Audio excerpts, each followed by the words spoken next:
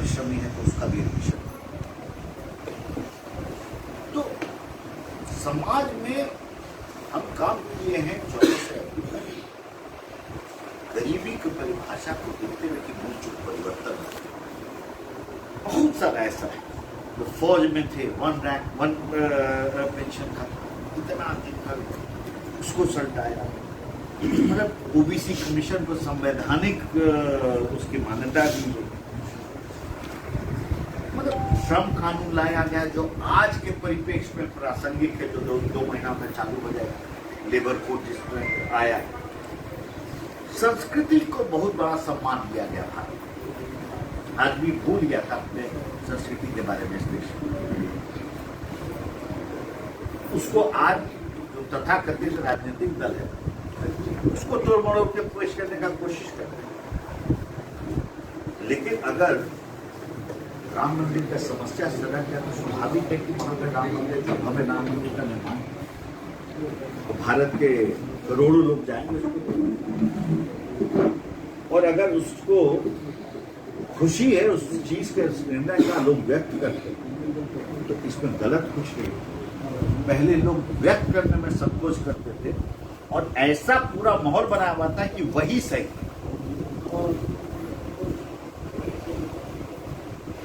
तो संस्कृति का सम्मान बढ़ा, दिव्य काशी भव्य काशी कॉरिडोर का निर्माण हुआ, सर्किट बना पूरे देश में। रामायण सर्किट बन रहा है, हम लोग के यहाँ बिहार में बुद्धा सर्किट बन रहा है और महाभारत सर्किट बन रहा है। जितने हमारे पुराने धार्मिक स्थल थे, केदारनाथ का भी है, जो धाम का, उसका भी एकदम पूरा एक नए स्वरूप उसका भी खड़ा हुआ। लेकिन इसके साथ साथ इस चीज को देखना है क्योंकि हम आयाम भी खोल रहे हैं। रिलीजियस टूरिज्म का एक बहुत बड़ा आपको सेक्टर है जो कि खुल गया है, जो पहले इस तरह का सोच नहीं था।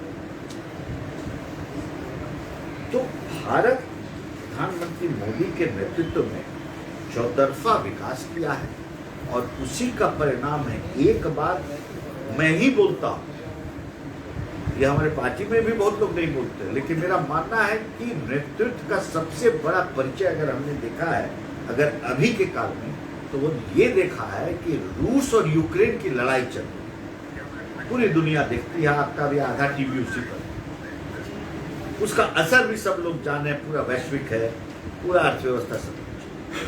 लड़ाई रुका नहीं है। अब 2 महीना 3 महीना जो भी हो, एक दिन में एक भारत के चलते एक दिन वो युद्ध रुका है। और जब हम एक जगह हमारा बच्चा सब जब ऑपरेशन गंगा चल रहा था, तो साधारण चीज नहीं है, विश्व का कोई देश नहीं निकाल पाया अपने आदमी को फंसे हुए वहां पर, और भारत निरंतर ऑपरेशन करके निकाला। 22,500 बच्चा को निकाला है वहां से।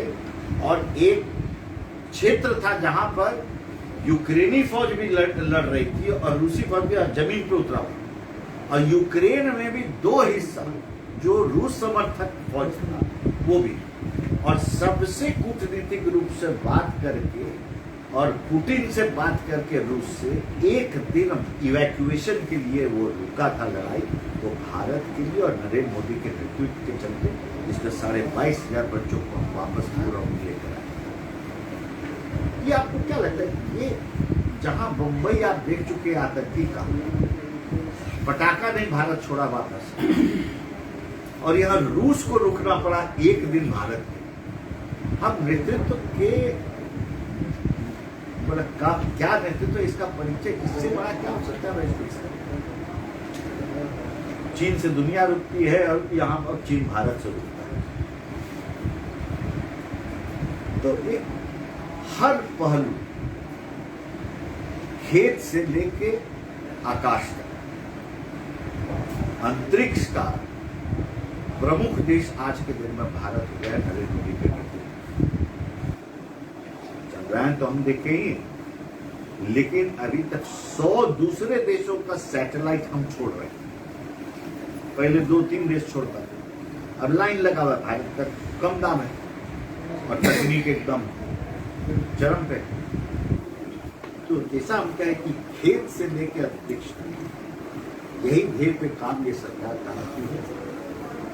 और तो उम्मीद है कि आजादी का अमृत महोत्सव 75 साल हम लोग बना गए हैं।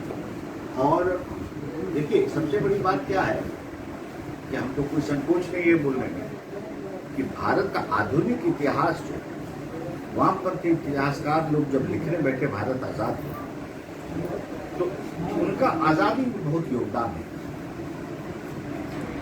लेकिन पढ़े लिखे थे, उनको लगा कि अब नया इतिहास लिखा है, कलम उठा और मन के हिसाब से जो लिखना हुआ है उसको जितना जगह देना था उस आजादी के संघर्ष में वो दिया। अगर कुंवर सिंह को 1.5 पन्ना देना है तो 1.5 पन्ना दिया, अगर 300 पन्ना में अगर 100 पन्ना मोतीलाल नेहरू का योगदान देना है भारत की आजादी तो वो रहा। लेकिन ऐसे कई मंगल पांडे, कितना योगदान हम नहीं जानते, लेकिन हकीकत ये है कि उससे बड़ा जो है सिपाही विद्रोह जो है नवादा में रजौली के, आपको जवाहर राजवाड़ नाम का व्यक्ति और उसके साथ 8 उसके साथी जो थे, जो दलित वर्ग से आता था, उसने किया था। सबको फांसी हुई, लेकिन शायद कोई नहीं इस पूरी भीड़ में जाता। उसी तरह से गरीबी की भी परिभाषा जो वामपंथी अर्थशास्त्री थे अपने मन के अनुकूल की, ताकि शैक्षणिक स्थान पे उनका जो है उचित समय पर अपना जो है एक प्रभुत्व चलता है। उसके चलते पूरा भारत का समझ जो है एक तरल स्थिति में चला गया, उसको भी सुदृढ़ किया। तो इसी परिप्रेक्ष्य में आज हमारी विदेश नीति जो है स्वतंत्र हो गई। अब आश्रित नहीं कि हम रूस आधारित के अमेरिका आधारित, भारत प्रथम। जो राष्ट्र हित में है वही विदेश नीति लेके हम चलेंगे। अभी रूस के साथ हमको बच्चा निकालना था तो हम रूस से कोई वैसा नहीं, लेकिन हाँ जो उचित नैतिक बात था सो हमने किया और उसको सराहा दुनिया ने कहा। हम कोई अमेरिका के चक्कर में नहीं फंसे। तो ये एक जब कुशल नेतृत्व और मजबूत नेतृत्व होगा तो ये तभी संभव है। तो आजाद भारत पहली बार अनुभव किया है। 47 के अभी तक में पहली बार ये अनुभूति भारत की जी रहा है। तो मेरे ख्याल से इसी परिप्रेक्ष्य में हम सब ऐसा सोचते हैं कि योजना जो थी पहले बनती थी तो कागज पे बनी, कागज पे योजना क्रियान्वित हो। अब है कि निर्धारित जो समय शिलान्यास हुआ है उसका उद्घाटन भी होगा। ये पद्धति में बदलाव लाए, ये सब लोग हम लोग देख रहे हैं।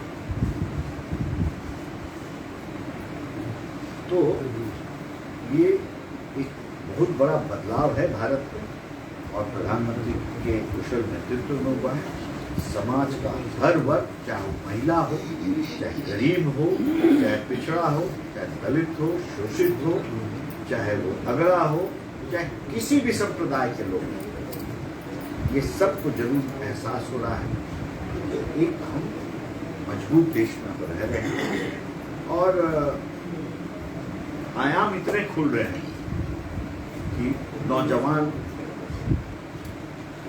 को लग रहा है कि यही है देश, तो लैंड ऑफ अपॉर्चुनिटी बोलते हैं और अब बाहर जाने की जरूरत नहीं आने वाले समय में। और इसी सब को लेकर हम जन जन में हैं। बिहार हमारा पिछड़ा राज्य है, अद्भुत योजनाएं हैं।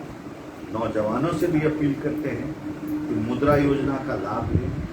जो गरीब है उसको बैंक के लोगों को के माध्यम से अपील करते हैं कि स्वनिधि भी जो है रेडी वाला है, पटरी वाला है, उसकी भी योजना है, उसको भी इसका लाभ मिले।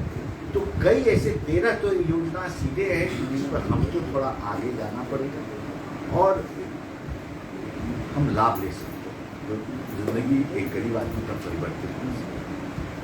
आज यही जो है मूल विषय है जो पूरा देश में आज सेवा, सुशासन और गरीब कल्याण का विषय पर आप लोग से वार्ता हो रही है। आज और कल ये होते रहेंगे। बहुत बहुत सवाल विषय से संबंधित है। बोलिए। ऐसा देखा गया कि बीजेपी जाति आधारित जनगणना का समर्थन नहीं करती। पहले इस पे अचानक फिर क्या विषय हो पर गया? पहले विषय पर है तो कहे शुरू में आपको कहे प्रेस कॉन्फ्रेंस जो हुआ है उस विषय पर अगर कुछ अरे तो देश का बात हो रहा है पहले वो तो करिए कि तीन तो गाय मर गई है कौन बीमारी से उस पर कुछ आपकी राय क्या है ये बोले अरे पहले पीछे पर आइए किस विषय पर अब उस पर आते हैं उस पर आते हैं ना कहा क्या आपने कहा सबका विश्वास पहले इस पर आपको कुछ नहीं बोलता है मोटा मोटा नहीं, बिल्कुल एक है। सवाल चलिए आप बोलिए मैं ये कह रहा हूँ कि विकास की बातें आपने सारी कह दी कितनी संस्थाओं को आपने निजीकरण में डाला उसका ब्यौरा कुछ दे सकते हैं देखिए संस्थाओं पर जो कंप्लीट हुआ है डिसिप्लिन तो अगर जो हम देख रहे हैं उसका भी प्रमाणिक फिगर आपको नहीं दे सकते लेकिन हम नाम लेकर पूछ सकते हैं एयर इंडिया तो जरूर है उसमें पूरा भारत जाता है कोई विकल्प नहीं था उसके अलावा मतलब उतना अनर्थ पूर्व के काल में जो एयर इंडिया के साथ हुआ एक जहाज पे आपको जानकारी के लिए कि अधिकतम 412 आदमी की आवश्यकता होती मेंटेनेंस से लेके उड़ाने वाले से लेके कैबिन के क्रू से लेके अधिकतम 218 से 222 भी आप लोग जो निजी चलाते हैं वो उतना पे काम अच्छे से करते हैं और पूर्व के शासन में बिन प्रक्रिया की नियुक्ति करते करते एयर इंडिया के औसत एक जहाज पे कुल बहाली का अगर औसत निकालते थे तो प्रति व्यक्ति प्रति जहाज जो है वो 1300 से 2200 के बीच में लगभग होगा तो दुनिया की किसी को ताकत नहीं थी और सरकार का हर बार जो है बेवजह पैसा जाया जा रहा था उसको चलाने के लिए क्योंकि कोई मतलब अर्थशास्त्री का गणित उसको जो है जीवित नहीं कर सकता था इतना बड़ा लोड है फिर आपको ऑर्डिनेंस फैक्ट्री भारत में एक विशालकाय जहाज जैसा बन गया था और जो समय के साथ उसमें जो परिवर्तन आना चाहिए देखिए भारत सरकार का कोई उपक्रम है वो फैक्ट्री है लेकिन है वो व्यवसाय में वो समाज कल्याण का स्थान नहीं या तो मैं सोचिए कि वो समाज कल्याण का स्थान है तब तो ठीक है आप पूर्व के कालों में अच्छा कल्याण लेकिन अगर उससे उम्मीद किया जाए कि एक संस्थागत रूप से अगर वो चले तो एक संस्थागत रूप से जैसा आपको चलना चाहिए वैसा चलना चाहिए परिणाम स्वरूप हमको ऑर्डिनेंस फैक्ट्री को 3 खंड में तोड़ना पड़ा 3 ऑर्डिनेंस फैक्ट्री बनाना पड़ा और आज पहला साल ऐसा बीत रहा है जबकि पूरा 12 महीना हम नहीं चला पाए लेकिन उसको मतलब तीन ऑर्डिनेंस फैक्ट्री 9 महीना चलाएगा और उस साल का ऑपरेटिंग प्रॉफिट में 3 ऑर्डिनेंस फैक्ट्री किया तो सब चीज सकारात्मक रूप से चल रहा है बैंक लगातार जो भी है रिजर्व बैंक है या बैंक जो भी वो लगातार का आरोप लगा रहे हैं कि केंद्र सरकार हस्तक्षेप कर रही है हमारे मामलों में उसको लेकर के क्या आप लोगों का